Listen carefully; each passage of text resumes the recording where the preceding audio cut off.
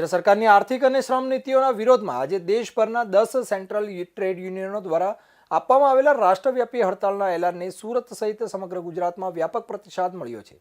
All India bank employees association સહિતના સંગઠનો આ હડતાલમાં જોડાતા સુરતના બેન્કિંગ વ્યવહારને ગંભીર અસર પહોંચી છે. પ્રાથમિક અંદાજ મુજબ આ હડતાલને કારણે સુરતમાં 5,000 કરોડથી વધુના બેન્કિંગ ટ્રાન્ઝેક્શનને અસર જોવા મળી રહી છે. સુરતમાં આજે સવારથી જ બેંક ઓફ ઇન્ડિયાના સ્ટાફ યુનિયન અને અન્ય સંગઠનોના પ્રતિનિધિઓ મોટી સંખ્યામાં કામદારો સુરત કલેક્ટર કચેરી ખાતે એકઠા થયા હતા અને સૂત્રોચ્ચાર સાથે વિરોધ પ્રદર્શન કર્યું હતું.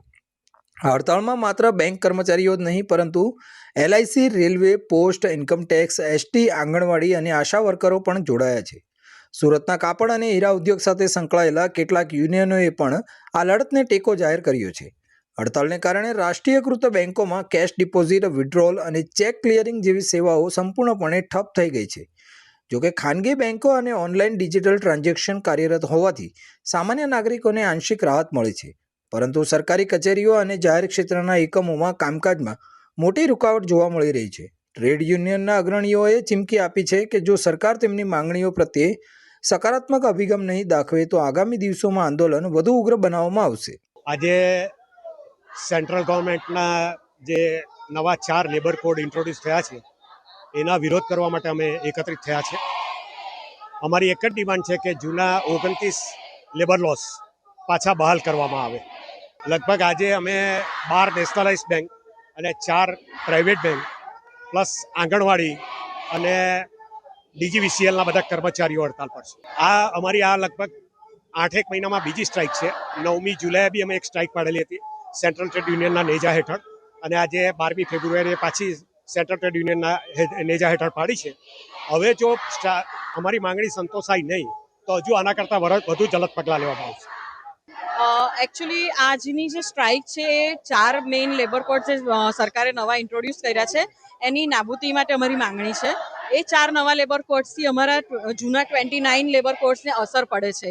એ જૂના 29 લેબર કોડની અંદર જે મજદૂર સંઘને જે ફાયદાઓ આપવામાં આવતા હતા, એ લોકોની જે જોબ સિક્યોરિટી આપવામાં આવતી હતી એ આનાથી ટોટલી નાબૂદ થઈ જાય છે.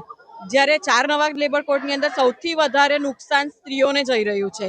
સ્ત્રીઓને આમાં નાઇટ શિફ્ટ કરવી પડે એવી પણ ફરજ પાડવામાં આવી શકે છે, અને નાઇટ શિફ્ટ કરવી પડે તો તમે જાણો છો કે દેશમાં છેલ્લા કેટલા વર્ષોથી કેટલી ખરાબ હાલત છે. સ્ત્રીઓની સાથે બળાત્કાર થાય છે, વર્ક પ્લેસ પર હેરેસમેન્ટની જેવી પરિસ્થિતિઓ ઊભી થાય છે. તો શું સ્ત્રીઓએ હવે આવા એન્વાયરમેન્ટમાં કામ કરવાનું? શું સરકાર એવું ઈચ્છે છે કે સ્ત્રીઓને આ બધી પરિસ્થિતિઓનો સામનો વધારે કરવો પડે?